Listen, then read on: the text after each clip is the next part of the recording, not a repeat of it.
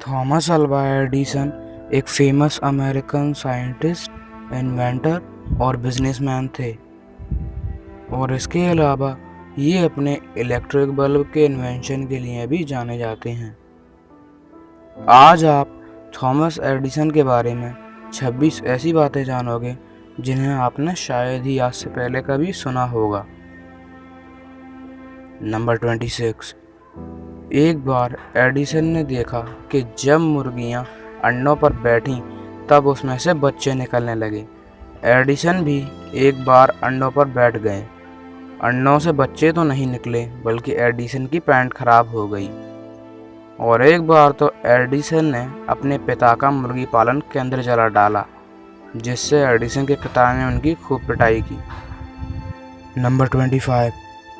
एक बार एडिसन ने सोचा कि चिड़ियाँ इसलिए उड़ पाती हैं क्योंकि वो कीड़े खाती हैं। इसलिए एडिसन ने कीड़ों का घोल मिलाकर एक लड़की को पिला दिया, जिससे वो लड़की उड़ी तो नहीं बल्कि उसकी तबीयत बहुत ज़्यादा ख़राब हो गई। नंबर 24।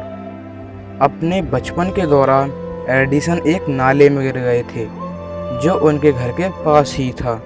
वो उसमें पूरी तरह डूब चुके थे, लेकिन फिर बड़ी मुश्किल से उसमें से निकल पाए थे और मरते मरते बचे थे। नंबर 23। 1954 में एडिसन जब 7 साल के थे तब वह पहली बार स्कूल गए और सिर्फ 12 हफ्ते ही वहाँ रहे, क्योंकि क्लास में उनकी ज़्यादा सवाल पूछने की आदत से परेशान होकर प्रिंसिपल ने एडिसन की मदर नैन्सी से यह कह दिया कि आपका बेटा दिमागी तौर पर कमज़ोर है और ये और बच्चों का माइंडसेट भी ख़राब कर रहा है, इसलिए आप यहाँ से इसे ले जाइए। और फिर एडिसन की माँ ने उन्हें घर पर ही पढ़ाया।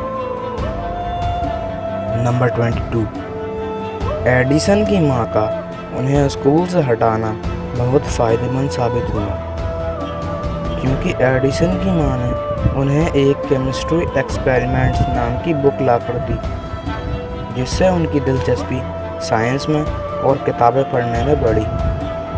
और उन्होंने अपने घर के तहखाने में पुरानी बॉटल्स से एक केमिस्ट्री की लैब खोली, जिससे वे छोटे मोटे एक्सपेरिमेंट्स किया करते थे। Number 21। Edison William Shakespeare plays पढ़ने के शौकीन थे, जैसे कि Merchant of Venice, Romeo and Juliet, Hamlet आदि, और वो एक एक्टर बनना चाहते थे, लेकिन अपनी भारी आवाज़ और शर्मीलेपन की वजह से उन्होंने जल्द ही ये विचार छोड़ दिया। नंबर 20। शेक्सपियर के नाटक पढ़ने के साथ साथ एडिसन की दिलचस्पी पोइट्री में भी थी। वो थॉमस ग्रे की कविताएं शौक से पढ़ा करते थे। उनकी ज़िंदगी की सबसे फेवरेट पोएम थी elegy in a country churchyard. Number 19। Edison में इतनी जिज्ञासा और किसी चीज़ को सीखने की इतनी भूख थी कि उन्होंने लाइब्रेरी की शुरू से लेकर आखिर तक की सारी किताबें पढ़ डालीं। वो हर हफ्ते करीब 1 फुट किताबें पढ़ दिया करते थे। नंबर 18। जब एडिसन ने सारी किताबें पढ़ डालीं तब उन्हें और किताबों की ज़रूरत हुई, इसलिए उन्होंने ट्रेन में कैंडी, न्यूज़पेपर और मिठाइयाँ बेचने शुरू कर दिया। नंबर 17।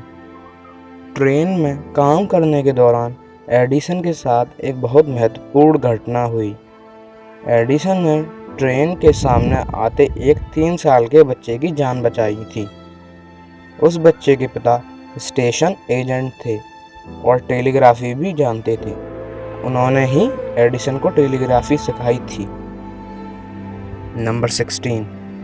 टेलीग्राफी सीखने के बाद एडिसन नौकरी की तलाश में न्यूयॉर्क आ गए और उन्होंने टेलीग्राफ ऑपरेटर के तौर पर भी काम किया, जिसने उनके टेलीकम्युनिकेशन फील्ड के बहुत सारे आविष्कारों में मदद की थी। नंबर 17। ट्रेन में कैंडी और न्यूज़पेपर बेचने के दौरान एडिसन ने ट्रेन में अपनी छोटी सी लेबोरेटरी खोली। एक दिन हल्का फास्फोरस गिरने से ट्रेन के डिब्बे ने आग पकड़ ली जब कंडक्टर दौड़ा आया तो उसने गुस्से में एडिसन को बहुत ज़ोर से थप्पड़ मार दिया।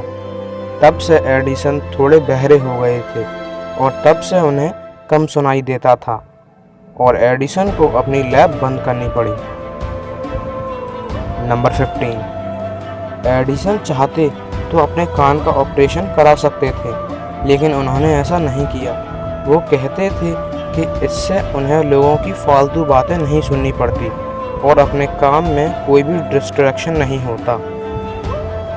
नंबर 14। 1876 में एडिसन ने अपनी एक बड़ी लेबोरेटरी मेनलो पार्क कैलिफोर्निया में खोली थी, जो कि दुनिया की पहली इंडस्ट्रियल रिसर्च लेबोरेटरी थी और यहीं पर एडिसन ने कई बड़े आविष्कार किए थे, जैसे इलेक्ट्रिक बल्ब। नंबर 13। दिसंबर 31, 1879 को पहली बार मेनलो पार्क बल्ब की रोशनी से गूंज उठा। ये ऐसा नज़ारा था जो कि लोगों ने पहले कभी नहीं देखा था और सब कुछ एक जादू की तरह लग रहा था। इसलिए लोगों ने एडिसन को एक नाम दिया, the wizard of Menlo park, यानी मेनलो पार्क का जादूगर। नंबर 12। मेनलो पार्क में एडिसन का पहला इन्वेंशन एक टिन फॉइल फोनोग्राफ था और इसको दिखाने के लिए एडिसन को उस समय के अमेरिकन राष्ट्रपति रदरफोर्ड बी हेज द्वारा व्हाइट हाउस बुलाया गया। नंबर 11। एडिसन ने ही दुनिया का पहला डिस्ट्रीब्यूशन सिस्टम और इलेक्ट्रिक पावर सिस्टम बनाया था, जिससे लोगों के घर बिजली पहुंचाई जा सके। नंबर 10। एडिसन ने ही पहली इलेक्ट्रिक वोटिंग मशीन बनाई थी, लेकिन लोगों ने उसकी कदर नहीं की। फिर उन्होंने सोचा कि अब वो सिर्फ वही चीज़ें बनाएंगे जिनकी लोगों को ज़रूरत है और जिन्हें लोग ख़रीदना चाहते हैं। नंबर 9। एडिसन के बारे में एक अजीब बात यह है कि उन्होंने इलेक्ट्रिसिटी की मदद से कॉकरोच मारने वाली मशीन भी बनाई थी। नंबर 8। एडिसन ने इस तरीके पर मिलियंस ऑफ डॉलर्स खर्च कर दिए थे कि एक पत्थर को अलग या सेपरेट करने का कोई शॉर्ट तरीका मिल जाए, लेकिन ऐसा कभी नहीं हुआ और ये उनकी ज़िंदगी की सबसे बड़ी असफलता थी। नंबर 7। एडिसन ही वह पहले इंसान थे जिन्होंने सबसे पहली मोशन पिक्चर ली थी, जो कि 23 अप्रैल 1896 को ली गई थी, जिसमें हेनरी फोर्ड, जो कि फोर्ड मोटर कंपनी के फाउंडर थे, वह भी दिखते हैं। नंबर 6। एडिसन ने हेनरी फोर्ड की एक मोटर कार मॉडल टी के लिए बैटरी डिज़ाइन की थी। और क्या आप जानते हैं कि एडिसन के नाम सबसे ज़्यादा पेटेंट होने का रिकॉर्ड है, जो कि है 1093।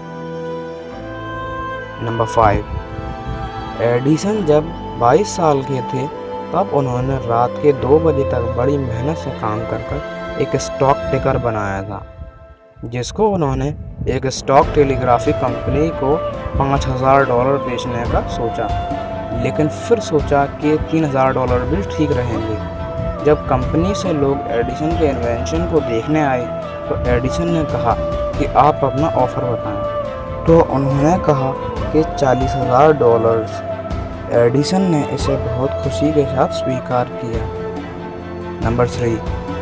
एडिसन ने अपनी ही कंपनी में काम कर रही एक एम्प्लॉय मैरी स्टिलवेल से 1870 में शादी की थी, जिनसे उन्हें 3 बच्चे थे और फिर सिर्फ 14 साल बाद ही यानी 1884 में मैरी चल बसी। नंबर 3। मैरी के जाने के बाद एडिसन काफ़ी दुखी और उदास रहते थे और अपना मन बहलाने के लिए पार्टीज़ में जाया करते थे, जहां उनकी मुलाकात एक मीना मिलर नाम की लड़की से हुई और उन्होंने मैरी के जाने के सिर्फ 2 साल बाद यानी 1886 में मीना से शादी कर ली। नंबर 2। एडिसन ने फर्स्ट वर्ल्ड वॉर के दौरान अमेरिका की काफ़ी मदद की थी, जिससे खुश होकर अमेरिका के राष्ट्रपति ने उन्हें व्हाइट हाउस बुलाया। नंबर 1। 18 अक्टूबर 1931। ये वो दिन था जिस दिन इस दुनिया के महान आविष्कारक ने इस दुनिया को अलविदा कह दिया और उनके सम्मान में उस रात पूरे अमेरिका की लाइट बंद कर दी गई और मरने से पहले उनकी आखिरी सांस को एक टेस्ट ट्यूब में भर लिया गया, जो कि आज भी द हेनरी फोर्ड म्यूजियम में रखी हुई है। लाइक और शेयर करना मत भूलिएगा और ऐसी ही इंटरेस्टिंग वीडियोज़ के लिए चैनल को सब्सक्राइब कीजिए।